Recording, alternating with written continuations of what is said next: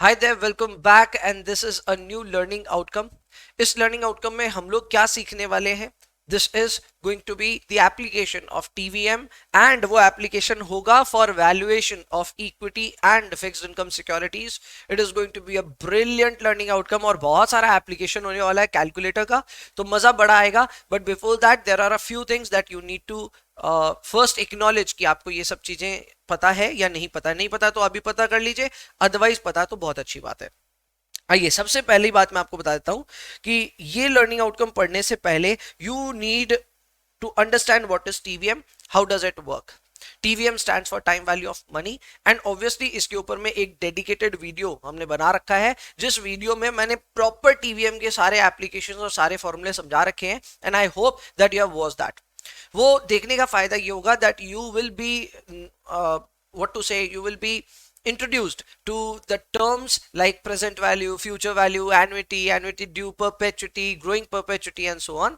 तो वो एक अंडरस्टैंडिंग होना बहुत ज्यादा जरूरी है. एट द एंड आप ये देखेंगे कि जितने भी फॉर्मूले आपने टीवीएम के उस लेक्चर में देखे होंगे वही सब यहाँ यूज हो रहे होंगे. So obviously that is going to be extremely important. Second ये चीज है कि आपको एक कोर एक सेंटेंस याद रखना है. अगर आपने ये सेंटेंस याद रखा, आपकी ये पूरी की पूरी लर्निंग आउटकम कवर हो जाएगी उससे. और वो सेंटेंस ये है दैट किसी भी सिक्योरिटी का अगर आप इंट्रिंसिक वैल्यू ढूंढे, इंट्रिंसिक वैल्यू का मतलब होता है द फंडामेंटल वैल्यू, और I would say the value as assumed by you. ठीक है ना, सबकी अपनी अपनी अजम्पशन हो सकती है. हो सकता है मुझे किसी सिक्योरिटी की ट्रू वैल्यू नजर आती है 200 रुपीज, आपको नजर आ सकती है 300 rupees. So obviously everybody has their own version of intrinsic value, but still intrinsic value is the true fundamental value assumed based on your thoughts and your assumptions. Okay, so this is a security. अब किसी भी security की intrinsic value या फिर उसकी present value या फिर उसका आज का प्राइस आप कुछ भी कैलकुलेट करना चाहते हैं, then obviously you will be requiring certain inputs. और वो इनपुट्स को लेकर के आप उनकी कुछ तो ऑपरेशन करेंगे जिससे इनकी प्रेजेंट वैल्यू निकलेगी. तो वो कौन कौन से इनपुट्स की जरूरत पड़ेगी पहले वो समझ लेते हैं. हमें टोटल यहां पे दो ही इनपुट्स की जरूरत पड़ती है, जिसमें पहला इनपुट है हमारे फ्यूचर कैश फ्लोज और दूसरा इनपुट है हमारा discount rate.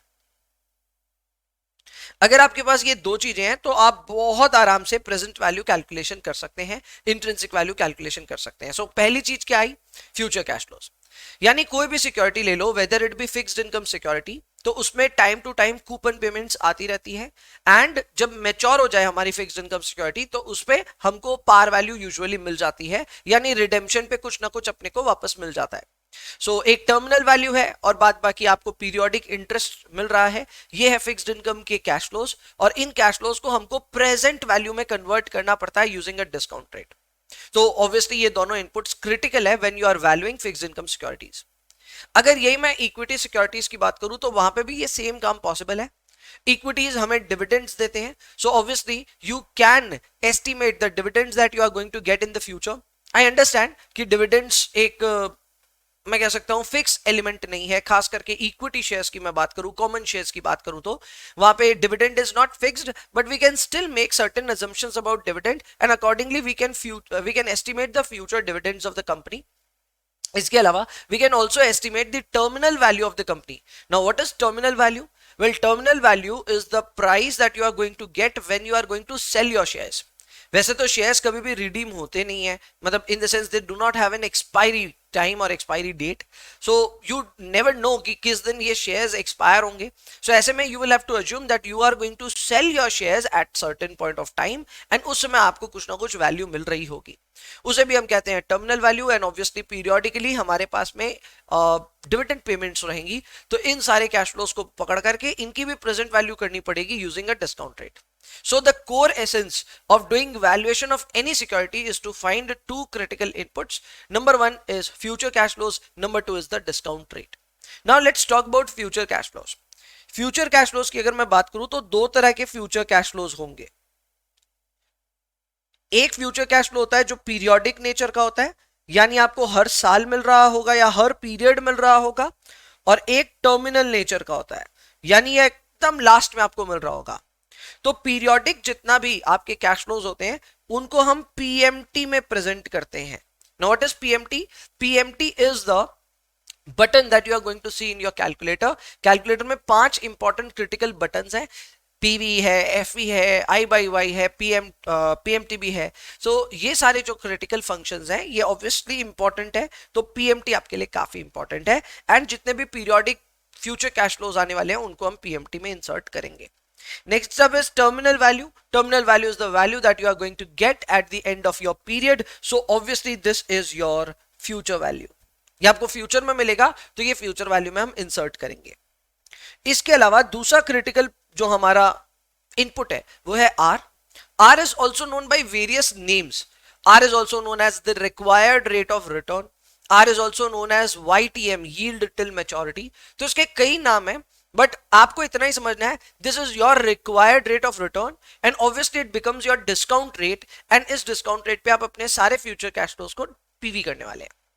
So this R is to be inserted in the I by Y. I stands for interest, Y is yield. Okay, तो interest या yield जो भी आपके पास available है, you can insert that as R. इसके अलावा obviously number of periods would be given in the question, that has to be inserted as N. And finally you are going to find out PV, so that is going to be inserted or found out as PV. अब ये 5 critical functions हैं, अगर आप इन 5 buttons को अच्छे से समझ पा रहे हैं तो आपका काम हो जाएगा। Obviously in the question they will give you information with respect to 4 buttons. They would ask you कि 5th बटन की वैल्यू बताओ। Now they can ask anything, समझ लो आप, ये PMT हो सकता है दे दे, फ्यूचर वैल्यू दे दे, I by Y दे दे, N दे दे, and they are going to ask you for PV. ये क्लासिक वैल्यूएशन का सवाल होगा। तो अगर ऐसा होगा तो ऑब्वियसली 4 बटन्स में वैल्यू डाल करके हम कंप्यूट करेंगे 5th button and we will find out what is the PV. Similarly they can give you all the remaining stuffs and they can ask you what is going to be the PMT, तो वो भी calculate हो जाएगा। Basically इस पूरे learning outcome में अगर आपको आंसर्स पता करने हैं, there is a good chance कि इन 5 बटन्स के अलावा आपको कहीं जाना नहीं पड़ेगा। कभी कभार आपको कैश फ्लोज का यूज भी करना पड़ सकता है। कैश फ्लोज के यूज में क्या होगा, अगर आपको उस केस में अगर कैश फ्लोज इंसर्ट करने पड़ रहे हैं तो C0, C01, C02 ये जितने कैश फ्लोज हैं उन सबको हम लोग इंसर्ट करेंगे जैसे हम कैश फ्लो हिस्ट्री बनाते हैं, and then we will go on to calculate NPV. NPV is nothing but present value of all these cash flows. So अगर हमें प्रेजेंट वैल्यू या फिर इंट्रिंसिक वैल्यू कैलकुलेट करना होगा, सो कैश फ्लोज के through भी ये काम किया जा सकता है। We will insert the cash flows and then we will insert or I would say we will find out NPV which is net present value. So these are very important and very fundamental things that you need to know before we proceed on to this learning outcome. आइए अब शुरू करते हैं। Learning outcome हमें क्या कह रहा है, आइए इसके ऊपर बात कर लेते हैं। यहां बोला है calculate and interpret the present value of fixed income and equity instruments based on expected future cash flows. Typically जिसके बारे में हम बात कर रहे थे अभी तक वही चीज है। The best part about this learning outcome is that it is requiring you to calculate certain stuff, so obviously it is practical in nature and I have filled this entire learning outcome with a lot of examples. तो बहुत सारे examples हैं, आप बड़े आराम से समझोगे सब कुछ। आओ सबसे पहले हम लोग सीखते हैं valuation of discount fixed income securities. Know what are discount fixed income securities और फिक्स्ड इनकम इंस्ट्रूमेंट्स, ये समझते हैं। डिस्काउंट इंस्ट्रूमेंट्स वो इंस्ट्रूमेंट्स होते हैं जो कि एक पर्टिकुलर पीरियड के लिए इशू होते हैं। फॉर एग्जांपल 5 इयर्स के लिए इशू हो रहे हैं, ठीक है। सो इनका नेचर ये होता है कि ये जब इशू होते हैं तो इशू के टाइम पे they are priced at discount. Discount का मतलब ये होता है कि अगर इस बॉन्ड की पार वैल्यू है $100, so this will be issued at a price lesser than $100. Now that can be $80, $85, maybe $75. क्या होगा हमें नहीं मालूम, but it will be certainly priced lesser than $100. Now why is that happening? वो इसलिए हो रहा है क्योंकि 5 साल बाद इस बॉन्ड पे आपको आपकी पार वैल्यू मिल जाएगी। You will get your par value. The par value is $100, so you will get $100. So during the course of this entire bond क्या हमें कुछ मिलेगा? नहीं मिलेगा। You will get no coupons in between. आपको कोई coupon नहीं मिलेगा। आपने जो भी इशू के टाइम पे प्राइस पे किया होगा, मे बी $80 पे किया और आपको लास्ट में $100 मिल गया। You would be asking where is the interest? Then I would say interest is underlying within these cash flows. इसी के अंदर है, जो है यही है।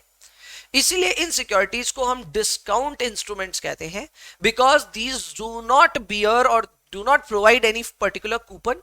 They are just issued at a discount, and whatever interest you are in search of, you will get through the gap of discount and par value. Correct? तो इन दोनों के बीच का जो गैप है वही आपके लिए इंटरेस्ट है earned over the course of the maturity. Clear? तो ये है इसका ओवरऑल स्ट्रक्चर. एंड ऑब्वियसली इस केस में आपके पास ज्यादा इनपुट्स की जरूरत नहीं है. अगर आप इसकी पीवी करना चाहते हैं, अगर आप इसकी प्रेजेंट वैल्यू पता करना चाहते हैं बॉन्ड की, तो वो करना आसान है. Supposedly this is not given, ठीक है? आपको पता करना है what is going to be my present value of this bond. Then this is very easy. You have a cash flow which is the future value. You have N which is 5 and R आपको कुछ ना कुछ दिया हुआ रहेगा, that will be given, discounted will be given. In this case PMT will be 0 because you are not getting any periodic interest. तो आपको जब बीच में कुछ कूपन मिल नहीं रहा है तो जाहिर सी बात है you will be inserting PMT as 0 and you will go on to calculate present value. Is this very simple? Yes it is. Calculator पे ये बहुत ज्यादा सिंपल है, बट अगर हम टाइम वैल्यू ऑफ मनी के कोर प्रिंसिपल्स और फॉर्मूले के हिसाब से बात करें तो यहां पे लमसम का डिस्काउंटिंग का रूल लगेगा. एंड वो डिस्काउंटिंग का रूल जो फॉर्मूला है वो आपके सामने है. The formula is PV is equal to FV divided by 1 plus R to the power T. Here PV is obviously the present value, FV is most likely the par value of the bond जिस पे ये redeem होगा. R is the YTM or the required rate of return and T is the number of years to maturity. So accordingly you can do the calculations. Clear? आइए इस पे एक सवाल देख लेते हैं. सवाल है the present value of the bond is $22.68. Future value is $100. N is 20 years. You are required to calculate R. Now this is interesting. इस क्वेश्चन में पीवी आपको पहले से दिया हुआ है, आपको फ्यूचर वैल्यू दिया हुआ है 100 एंड इसके अलावा 20 years का आपको N दिया हुआ है. You need to compute what? You need to compute R. So naturally this is a discount bond ना, तो इसमें आपको PMT देखने को नहीं मिलेगा, ठीक है? PMT will be 0. So how do we insert this? आइए अपने कैलकुलेटर में आइए एंड प्लीज जैसे जैसे मैं डायरेक्टिव्स दे रहा हूं वैसे वैसे काम करिए, ठीक है? First write down -22.68. How do we write this? Very simple. Calculator में प्रेस कीजिए 22.68 एंड देन रीसेट वाला जो बटन है ना जिस पे रीसेट लिखा इक्वल टू के बगल, वो प्लस माइनस का जो बटन है उसको एक बार क्लिक कर दीजिए. Now your calculator is showing -22.68. Assign this value to present value, यानी इसके बाद प्रेजेंट वैल्यू का बटन प्रेस कर दीजिए. So if you have -22.68 on your calculator screen, तो उसके बाद आपको PV का बटन प्रेस करना है. You will see कि PV के नाम पे ये वैल्यू असाइन हो चुकी है. Next you need to type 100. Type कीजिए 100. वंस यू हैव टाइप्ड 100 तो उसके बाद अगेन आपको फ्यूचर वैल्यू क्लिक करना है because this is my terminal value, this is my par value that I am going to receive at the end. फिर मुझे 20 press करना है. 20 आई विल प्रेस 20 एंड 20 के बाद में मैं क्या करूंगा? एन बटन प्रेस करूंगा because that is my number of periods और नंबर ऑफ ईयर्स. सो ये हो गया मेरा 20. मैं 0 टाइप करके PMT क्लिक करूंगा. I will type 0 and then I will type PMT. Clear? So I have assigned the value of 0 to PMT. पहले value डालना पड़ता है, बाद में उसका असाइन करने वाला फंक्शन.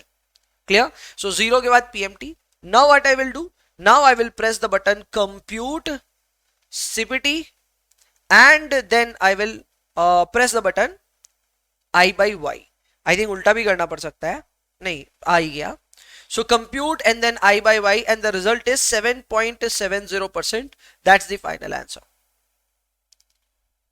आप पहले compute बटन प्रेस कर दो, फिर I by Y वाले बटन को प्रेस करो and you will get the result. See what I have done here? I have inserted all the values that I knew. मुझे PV पता था, डाल दिया, FV डाल दिया, N डाल दिया. PMT भले ही 0 है, फिर भी मैंने इंसर्ट किया. कई बार पुरानी वैल्यूज रहती है तो डिस्टॉर्टेड रिजल्ट आ सकता है, इसीलिए 0 पुट करना is better. And then compute कर दिया I by Y, the result is 7.7%. Now this is fairly easy.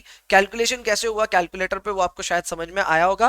बाद बाकी अगर आप फॉर्मूला ड्रिवन जाना चाहते हैं तो फॉर्मूले को यूज कर सकते हैं. In order to calculate R from the above formula you can develop another formula which is FV divided by PV to the power 1 by N minus 1 और 1 by T भी ले सकते हैं. Whatsoever, ये फॉर्मूला यूज करके आप R calculate कर सकते हैं. एंड अकॉर्डिंगली हमने यहाँ पे किया हुआ है. हमारी FV थी 100, PV थी 22.68, N था 20, so it was 1 by 20 in the power -1. Done. Next point. In the next point we are going to value coupon paying bonds. अब थोड़ा सा अलग हो जाएगा. Now you will be seeing coupons as well. तो coupons जब आ जाते हैं तो obviously you are required to do the present value of coupons as well as the present value of the maturity value. तो इसका अगर आप स्ट्रक्चर देखेंगे cash flow wise, then this is the structure. ये है फर्स्ट कूपन का present value, ये है सेकंड कूपन का present value, third and so on. Finally जिस साल आपका ये मैच्योरिटी हो रहा होगा उस साल भी आपको कूपन मिलेगा. You will get the future value as well and then you will discount it by dividing by 1 + r to the power n. So accordingly ये पूरी प्रेजेंट वैल्यू हो सकती है. अगेन आई वुड से कि अपने को इतना फॉर्मूला याद करने की जरूरत एकदम भी नहीं है. We will use 5 critical functions which are PMT, FV, PV, IYY and N, and we will be solving the problems which is fairly easy to calculate. आइए एग्जांपल देख लेते हैं. एग्जांपल में हमें कैलकुलेट करना है YTM, यानी we are required to calculate I by Y. और I by Y बोलने में मतलब I बोलो या फिर Y बोलो, जो भी बोलो, ठीक है. Now here we have been given the bonds currently traded price which is the PV. So PV is 93.09. अब इसको माइनस में इंसर्ट करना पड़ेगा. Now you will be again thinking कि यार पहले भी माइनस करा है, अभी भी माइनस करा है, ऐसा क्यों है? ऐसा इसलिए है क्योंकि बॉन्ड में आप डे 1 पे इन्वेस्ट करते हो. So when you invest, you are not getting any cash flow, rather you are paying certain cash flows because this is an outflow for you. इसलिए इसको माइनस में लिखना जरूरी है, ठीक है. So PV will be minus 93.05. Now you are getting a coupon of $2 until maturity after 5 years at par. So what is happening here? आपको PMT मिल रहा है 2, clear.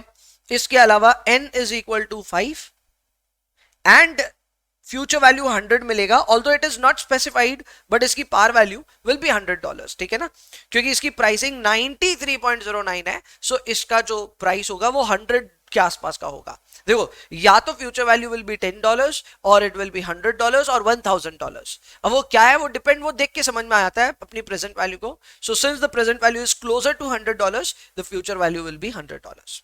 Clear? And obviously we are required to compute what? We are required to compute I by Y. So how do we do so? Very simple. Again, अपने पूरे काम को clear करो and then type 93.09, इसको minus में put करो and then assign it to the button PV. So अब मेरे कैलकुलेटर स्क्रीन पे दिख रहा है PV is equal to minus 93.09. Then I will press 2. Then I will press PMT. Then I will press 5. I will press N. Then I will press 100 and press FV, future value, and finally compute button and then again I by Y, and the result is 3.53%. Result is 3.53%. fairly easy to calculate, कुछ भी इसमें खास नहीं है. आया आपका result 3.53%. okay, okay, next one is another example. This is a little different. ये थोड़ा सा अलग लगेगा आपको. इस सवाल में आपको present value of the bond पूछा है, यानी you will be required to calculate PV. Will find that out. अपने को बोला है $2 is being received every semi annum. So now your period is no longer a year. अब ये 1 साल नहीं रहा, अब 6 महीने के पीरियड्स हो चुके हैं. तो अब होगा क्या समझिए. आपका ये 10 years का बॉन्ड है, मैं मान गया, मैं समझ गया, ये ठीक है, यहां तक ठीक है. But in every year you are going to get coupons 2 and 2, यानी टोटल $4 मिलेगा. लेकिन किस स्ट्रक्चर में मिलेगा? 6 महीने बाद $2 मिलेगा और 12 महीने बाद और $2 मिलेगा. अकॉर्डिंगली 18 मंथ्स पे भी $2 मिलेगा, 24 मंथ्स पे भी $2 मिलेगा, and so on. This will continue till 20 periods. कैसे आया sir 20 periods? Very simple. We are calculating this for 10 years. And क्योंकि 1 साल में 2 सेमी एनम्स होते हैं, सो टोटल में 20 सेमी एनम्स की ये बात हो गई. Clear? So now because your entire calculation will be done for semi annums, तो हर चीज का रिजल्ट और हर चीज का इनपुट आपको सेमी एनम पे ही लेना है. जैसे यहां पे आपको कूपन दिया हुआ है विच इज योर पीएमटी, तो पीएमटी $2 है and since it is already given on semi annum basis, तो हमें इसका कोई टेंशन नहीं है. इसके बाद में अपने को बोला है फ्यूचर वैल्यू विल बी $100. चलो बढ़िया है. N has to be taken in semi-annums. So N is given as years. हमें years नहीं चलेगा, हमें चाहिएगा semi-annums. So we'll insert N as 10 into 2 यानी 20. So we are taking semi-annums. हमारा period जो वो year नहीं रहा, वो semi-annums हो चुका है. So all the information should be with respect to semi-annums. Finally, we have YTM. So YTM is also given. Now here is the catch. Again YTM जो दिया हुआ आपको वो है 5% per annum. Again ये per annum हमको चलेगा नहीं. We need semi-annum rate. We need to discount all the cash flows based on semi-annum frequency. तो वो कैसे होगा? Again जब आप I by Y insert करोगे, you will not insert as 5, you will insert as 2.5. It is already available. It is already available on per annum basis. इसको semi annum बनाना है तो इसको डिवाइड बाई 2 करना पड़ेगा. It will become 2.5. So now we have all the values we will be required to calculate PV. Let's calculate that. आइए अपने काम को क्लियर कीजिए एंड देन प्रेस कीजिए 2 के बाद में PMT बटन, 2 के बाद में PMT. So we have done first value. Second value is 100, which will be future value. So press 100. Then press FV. Third will be N. So press 20 or type 20 and then press N.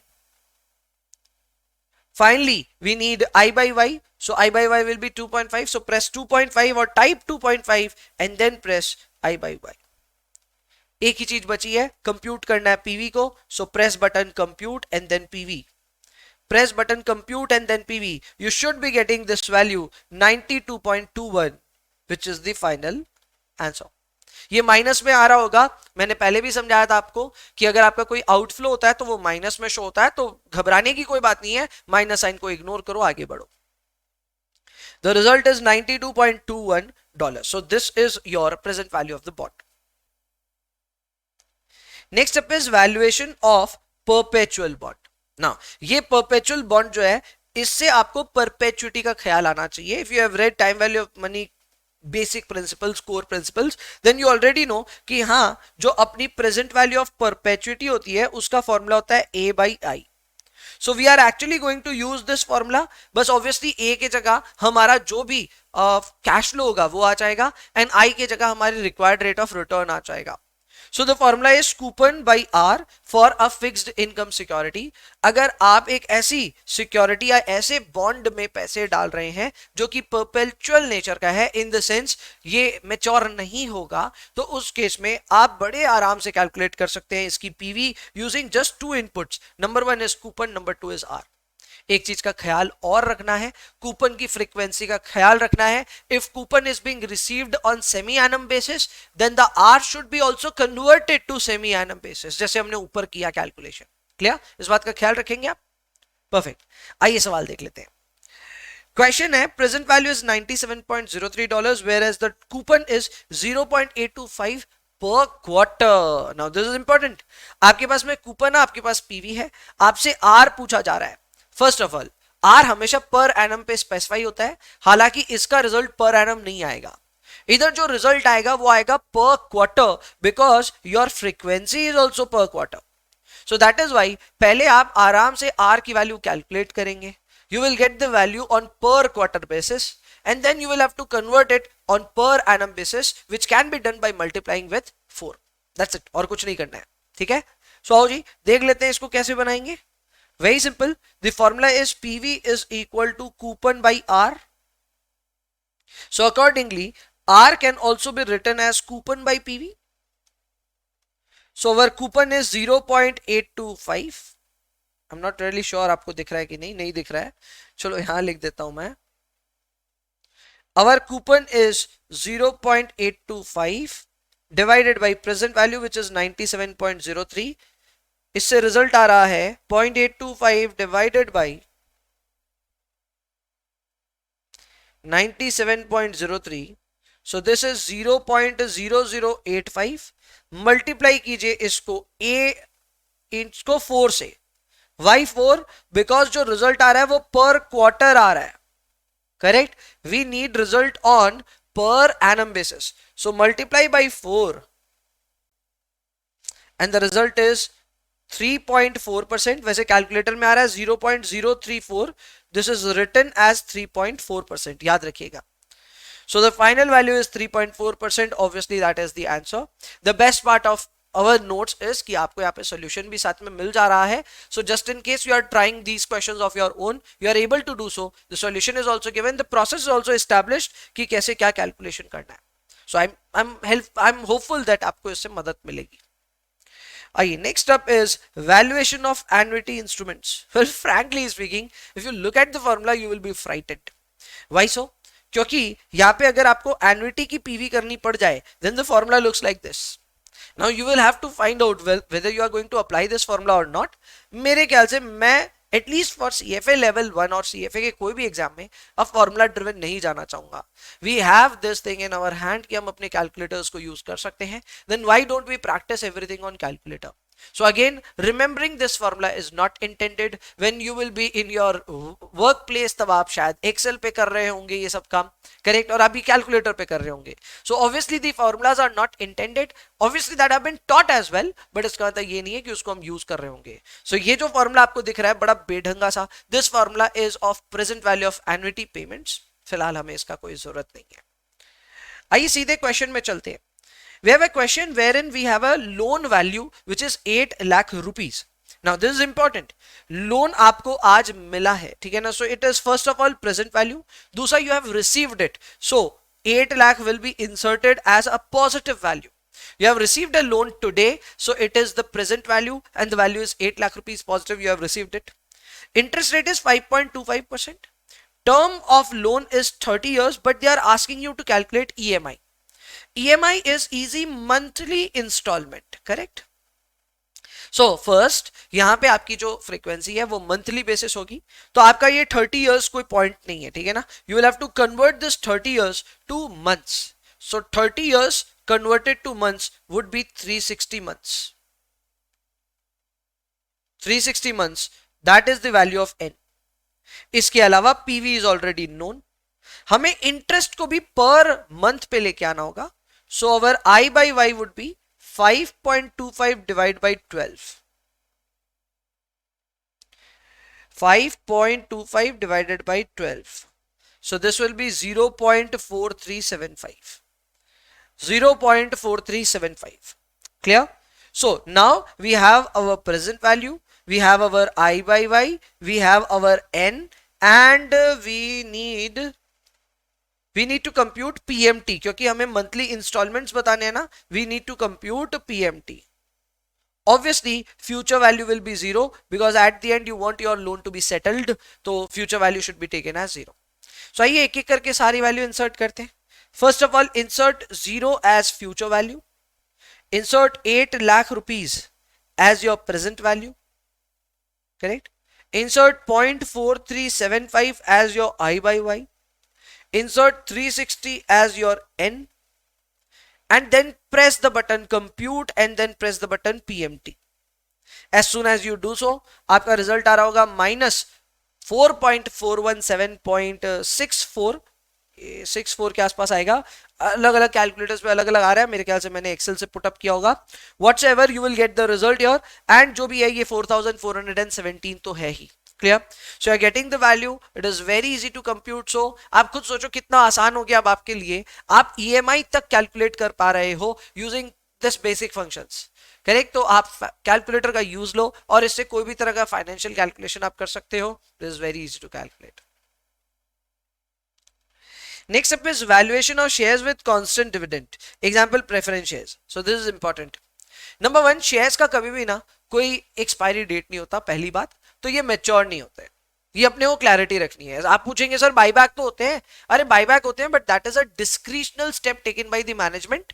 ऐसा कोई compulsion नहीं है कि इतने तारीख को आपको पैसे चुकाने पड़ेंगे. So number 1, you are not going to see a terminal value for equity securities. हाँ कभी कभार हम एस्टिमेट करेंगे, that's a separate thing, because हम कभी ना कभी तो उसको बेचेंगे. But what if we assume that we are going to hold this for the entire life, then in that case we just need to account for the dividends. तो हमको ये समझना है, अगर मान लो हमारे पास में एक perpetual preferred share है. Now what is perpetual preferred share? A preferred share is a share where you will get a fixed dividend every year provided the company is making profits. Number 2, perpetual का मतलब ये है कि ये कभी redeem नहीं होगा. So ऐसे में we will be accounting for only the dividend portion, and यहाँ पे perpetuity वाला formula लग जाएगा which is A by I. So for A we will replace it by D, and for I we will replace it by R, which is your required rate of return. So this is very simple. The formula is D by R. D is the dividend and R is the required rate of return. Again इसका एक example देखते हैं, बहुत simple सा है. You need to value certain shares जिसपे dividend मिल रहा है $1.5 per annum and your required rate of return is 15%. Very easy to compute. Type 1.50 divided by 0.15. 0.15 is basically 15%, correct? So you do so and you will get the value of $10. I believe इतना आ जाएगा. 1.5 divided by 0.15. Yeah, you're getting $10. So this is the present value of these preferred shares. Next up is valuation of shares with constant growth. Now this is important, extremely important in fact. यहाँ पे क्या हो रहा है, यहाँ पे आप ये मान रहे हो that you have certain shares. इसके assumption अच्छे से समझना, ठीक है ना. इसको हम गॉर्डन के नाम से भी पढ़ेंगे आगे जा करके, ठीक है ना. So this is Gordon's model and इस मॉडल का assumption ये है that you will get a dividend next year, correct? And this dividend is to grow consistently at a single rate. Consistently grow होगा at a single growth rate and ये consistency infinity तक है, यानी perpetual life तक है. So basically you are going to observe a constant growth rate that can be 2, 5, 6, 10%, पता नहीं कितना भी हो सकता है, but जो भी होगा उतना ही रहेगा. Now obviously if you have done TVM core work really well, you understand that this is growing perpetuity. In case of growing perpetuity, the formula is A divided by I minus G and that is exactly what we are going to do. हम A divided by I minus G करेंगे. Here A will be replaced by the first dividend, so that is D1, and then I minus G के जगह R minus G होगा. I is obviously your required rate of return and G is your growth rate. So this is very simple. You need to take the expected dividend at the end of the first period. So वो D1 होगा. इसके अलावा D1 calculate करने का एक तरीका भी मैंने बताया है. अगर कभी कभार आपको करंट डिविडेंड दिया हुआ रहेगा तो उसको वन टाइम ग्रो कर दीजिएगा. You will get your D1. Correct. So you would be given possibly D0. ठीक है, जैसे इस सवाल में देख लो, you are given D0. You need to first compute D1, correct. Then you need to apply the formula D1 divided by R minus G. So let's do this. पहला हमें करंट डिविडेंड दिया हुआ है $10 and growth, constant growth rate has been told to be 10%. तो भाई अगर आज का डिविडेंड है $10, so it is very certain, और I would say it is certain कि ये एक साल बाद $11 का डिविडेंड हमें मिलेगा. अभी $10 है तो 10% से बढ़ेगा, it would become $11. You can calculate that, that's Fairlie easy. 10 into 1.10, this 1.10 is basically 1 plus G, correct? So जैसे ही आप मल्टीप्लाई करोगे you will get 11. So that is your $11. ये हो गया आपका D1. इसके अलावा R is reported to be 15%, growth is already 10%. We need to compute PV, very easy. Place dividend in the numerator. Denominator में R minus G, so R is 15%, G is 10%. Calculate करो, $220 आ जाएगा. 11 divided by 0.05 and you will get the value of $220. Clear? Very simple, straightforward, कुछ भी मुश्किल नहीं होगा. Final point पे आते हैं. This is perhaps the most interesting case. इसमें थोड़ा सा समय लगता है समझने में, but I will try my best कि आपको ये भी चीज अच्छे से समझ में आ जाए. Now here we are going to value shares which are in a two-stage dividend growth. तो अब ये two-stage dividend growth क्या है मैं आपको समझाता हूं. Two-stage dividend growth में ये होता है that supposedly there is a share, you may be buying this today, ठीक है. ये कुछ पीरियड तक, पॉसिबली मान लेते हैं 4 years तक, it will give you a certain discount rate which will remain constant until you reach year 4. तो आपको सपोजिटली 10% ग्रोथ रेट मिल रही है डिविडेंड्स पे. ये ग्रोथ रेट कब तक मिल रही है? 4th year तक. After 4th year you will witness a fall in the growth rate, but this growth rate will continue forever. So अब assumptions बदल गए हैं. इससे पहले जब आपने देखा था तब आपने ये देखा था कि जो भी आपकी ग्रोथ रेट है वो ग्रोथ रेट पहले से ही कांस्टेंट थी एंड इंफिनिटी तक थी. तो you are already aware of this thing, correct. But आपके लिए ये नया हो गया क्योंकि ये फर्स्ट स्टेज जो है इस पे एक हायर ग्रोथ रेट नजर आ रही है and this is not for perpetuity or perpetual life, this is for a certain period of time. So ये अपना हो गया स्टेज 1. और ये हो गया स्टेज 2। जैसे ही 10% खत्म, वहां से 5% का दौर शुरू हो गया, so that is stage 2। So how do we proceed with this kind of solutions और दिस काइंड ऑफ क्वेश्चंस? तो बहुत इजी है। देखो इसमें हमें क्या करना पड़ेगा, इसमें हमें D1, D2, D3, D4 calculate करने पड़ेंगे। जब तक आपका ग्रोथ रेट कांस्टेंट शुरू नहीं हो जाता तब तक आपको ये रहना है। सो बेसिकली जब आपका स्टेज 1 कंप्लीट होता है वहां तक आपको सारे डिविडेंड्स कैलकुलेट करने होंगे। Once you have done that, उसके बाद आपको एक टर्मिनल वैल्यू कैलकुलेट करना होगा which will be P4। Now how do we calculate P4? It is also very simple. So we already know a formula P0 is equal to D1 divided by R minus G। अभी थोड़ी देर पहले हमने देखा, नहीं यकीन आ रहा है? ऊपर देखो, ये देखो ये वाला फॉर्मूला हमने पढ़ा था, PV is equal to D1 by R minus G. So we already know PV क्या होता है? Present value of today's time, correct? So that is P0. So if you can calculate P0 is equal to D1 by R minus G, you can also substitute 0 by 4 and this 1 will become 5. कैसे? मैं समझाता हूं। आप ये भी तो formula लिख सकते हो, P4 is equal to D5 divided by R minus G. If you can write P0 is equal to D1 by R minus G, you can also write P4 is equal to D5 divided by R minus G. ये भी एकदम सही तरीका है। Obviously, you should be witnessing a constant growth rate which we are going to witness from here. हम 4 साल के बाद अब constant growth rate feature देख रहे हैं in this cash flow. So obviously our assumptions are being met and accordingly we will calculate the present value of the dividends from here. तो हमें ये जो प्रेजेंट वैल्यू मिल रही है वो 0 पे नहीं मिल रही, वो मिल रही है 4 पे। क्लियर? तो we will be able to calculate P4 here, जिसके लिए हमें D5 चाहिएगा तो सही, पर हम ऊपर D5 को PV नहीं किए थे। We will separately do present value of D1, D2, D3 and D4 stage 1 तक। स्टेज 1 के बाद में we just need P4 which will be our terminal value. Yes, this is true. For the calculation of terminal value, you will require the next dividend which will be D5. लेकिन ये आपके dividends की calculation में काम नहीं आएगा। कई बच्चे इसमें गलती करते हैं, इसलिए मैं बार बार रिपीट करूंगा दैट आपको D5 यहां कैलकुलेट जरूर करना पड़ रहा है, but that is not being taken as the present value. In fact इसको R माइनस G से डिवाइड करके P4 निकाला जाएगा एंड इसका PV किया जाएगा।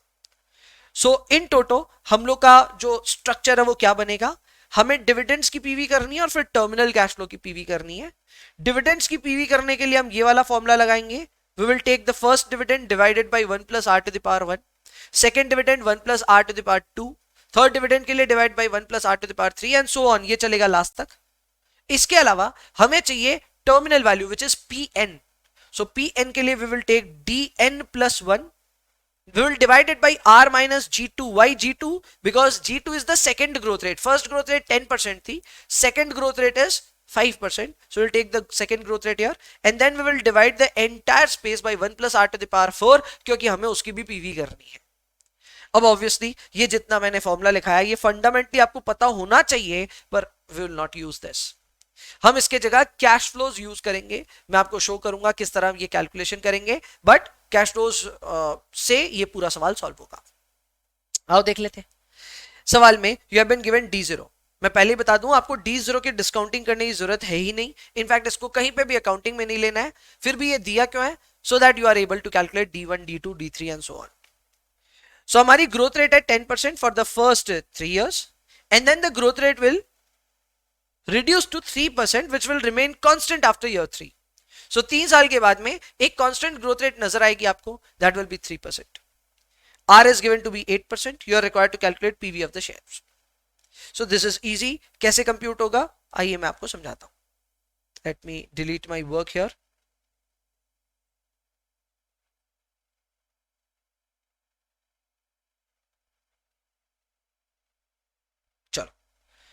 अब मैं आपको समझाता हूं कैसे क्या क्या होगा। सबसे पहले D0 इज गिवन ना, so we will compute D1. D1 is D0 into 1 plus G. So accordingly, if our dividend was 2.40 and growth rate is 10% for next 3 years, so हमें 2.4 को मल्टीप्लाई करना पड़ेगा 1.1 से। So we'll do that. We'll find out कितना आता है 2.4 into 1.10. So this is 2.64. This is my D1. Then मुझे D2 चाहिए. D2 will be D1 into 1 plus G. वापस ग्रो कर दो उसको. So 2.64 again 1.10 से मल्टीप्लाई होगा. This will become 2.904. This will be your D2. Then we will have D3. D3 will be D2 into 1 plus G. So again grow करो इसको. 2.904 into 1.10. This will be 3.1944. 3.1944. Clear? अब वैसे तो हमें D4 calculate करने की जरूरत नहीं है क्योंकि हमारी जो ग्रोथ रेट है वो फर्स्ट 3 इयर्स तक थी एंड उसके बाद कांस्टेंट हो जा रही है, लेकिन we will be requiring P3. तो P3 के लिए हमें D4 चाहिए. So D4 will be 3.1944. But now beware कि आपको यहां पे ग्रोथ रेट चेंज होती नजर आ रही है. After 3 years your growth rate is now only 3%. So multiply this with 1.03. When you do so, the answer is 3.2902. 3.2902. Obviously, इस D4 को हम यूज करेंगे to calculate P3. The formula will be P3 is equal to D4 divided by R minus G. So this will be 3.2902. R में होगा हमारा discount rate. The discount rate is 8%. The growth rate is 3%. So 3.2902 divided by 0.05. And the result is 65.805. 65.805. This is my P3. 65.805. सारी चीजें वापस recall कीजिए. We had 2.40 given as our current dividend. हमने इसको grow किया 10% पे 3 साल तक. फर्स्ट ईयर पे रिजल्ट आया 2.64, सेकेंड ईयर पे 2.904, थर्ड ईयर पे 3.1944. आफ्टर थर्ड ईयर मेरे को P3 पता करना था, but for calculating P3 I needed D4. So D4 के लिए मैंने एक बार और ग्रो किया इसको, लेकिन अब की बार सिर्फ 3% पे. सो 3.1944 को 3% पे ग्रो किया. ग्रो करने के लिए 1.03 से मल्टीप्लाई करते हुए I found out the value 3.2902. Now since the value is known, so what I will do, I will apply the formula D4 divided by R minus G to calculate P3, and I have successfully found out that P3 is equal to 65.805. अब हमें जब ये values पता चल गई हैं, and yes यहां तक सारा काम मैनुअली करना पड़ेगा. हमने कैलकुलेटर की मदद ली है, बट कैलकुलेटर को हम सिखा नहीं सकते ये सब. So will have to calculate all these values. अब हमें क्या करना है, हमें कैश फ्लोज इंसर्ट करने हैं. तो देख लेना, आपका C01 में जाएगा 2.64, आपका C02 में जाएगा 2.904, और C03 में 3.1944 तो जाएगा ही. इसके साथ में जो आपका 65.805 आया है ये भी जाएगा. सो ये कैलकुलेशन करते हैं. इसके लिए मैं स्टेप्स आपको बताता हूं. सबसे पहले आप कैश फ्लोज क्लियर कीजिए. So press the button cash flow, then press the button second, and then press the button CE. So your cash flows have been cleared. आपकी स्क्रीन पे आपको नजर आ रहा होगा CF0. सो CF0 कुछ नहीं डालना है. हमारा आज कोई डिविडेंड हमें मिल नहीं रहा है. हमें मिल रहा है तो उसको हमको काउंट नहीं करना है. देखो ये P0 को काउंट क्यों नहीं करते हैं, उसका रीजन है. हम जब शेयर में इन्वेस्ट करते हैं, then we are required to calculate ex dividend price of that share. Ex dividend मतलब ये होता है कि डिविडेंड जस्ट जो आज मिलने वाला था वो मिल चुका है. Now we have bought the shares. Correct? So when you have bought after the ex dividend date of the share, you are not eligible to get this dividend. तो आपको आज के आज ये शेयर पे डिविडेंड नहीं मिलेगा. You are going to buy after the ex dividend date. So ये डिविडेंड जो भी इससे पहले ओनर रहा होगा इस शेयर का, तो उसको मिलेगा. Clear? So since you are not going to get it, तो जीरो पे कोई एंट्री नहीं करनी है. नेक्स्ट आपको जैसे ही आपका CF0 हो गया, नेक्स्ट आप एंटर बटन प्रेस कीजिए and then down arrow. Enter button, down arrow. आपकी स्क्रीन पे आ रहा है C01. प्रेस कीजिए वैल्यू 2.64. एंटर. 2 बार डाउन एरो. बीच में एक बार F01 आया था, which was basically asking you for the frequency of the first cash flow. That is by default 1. हमको 1 ही रखना है क्योंकि 1 साल की फ्रीक्वेंसी है पहले कैश फ्लो की. सेकेंड कैश फ्लो है हमारा 2.904. सो प्रेस 2.904. एंटर एक बार और डाउन एरो 2 बार. 1 2. Now we have C03. For C03 we will type 3.1944 plus wait 3.1944 plus 65.805 equal to press कर दीजिए, इक्वल टू प्रेस कर दीजिए, इक्वल टू प्रेस करने पे रिजल्ट आ रहा है 68.999 जो भी है. Then we will press enter again, we will press enter again. So now we have inserted C01, C02 and C03. हमने ये तीनों इंसर्ट कर दिए. अब हमें NPV बटन पे क्लिक करना है. NPV. When you click at NPV, it is asking you to insert I by Y, यानी कि आपको बोल रहा है इंटरेस्ट रेट इंसर्ट करो. तो आप अपनी इंटरेस्ट रेट को इंसर्ट कर दो as 8%, correct. So press that as 8 press करने के बाद में आप इसको एंटर करके डाउन एरो करके कंप्यूट करेंगे. एंटर करके डाउन एरो करके कंप्यूट बटन प्रेस करेंगे. Clear? You have inserted 8%, then enter, then down arrow and you will get the value of compute button press karte you will get the value of NPV. The value is 59.71. yes, that is your NPV. ये शायद minus में नहीं आएगा, plus में show कर रहा है. जो भी है that is your final result 59.71. Clear? 59.71 is your NPV in this case, and this calls for the end of this learning outcome. Yes, it is complete. So I hope आपको ये learning outcome बहुत ही ज्यादा exciting लगा होगा. There were a lot of practical जिसमें हमने basic valuation सीखी है of fixed income securities and equity instruments, और यही इसकी रिक्वायरमेंट थी. इसमें लिखा ही था कैलकुलेट करें एंड इंटरप्रेट करें the present value of fixed income and equity instruments which we have done. And I hope आपको ये टाइम वैल्यू ऑफ मनी का एप्लीकेशन समझ में आया होगा एंड ये लर्निंग आउटकम भी समझ में आया होगा. I'll see you in the next one. Bye bye.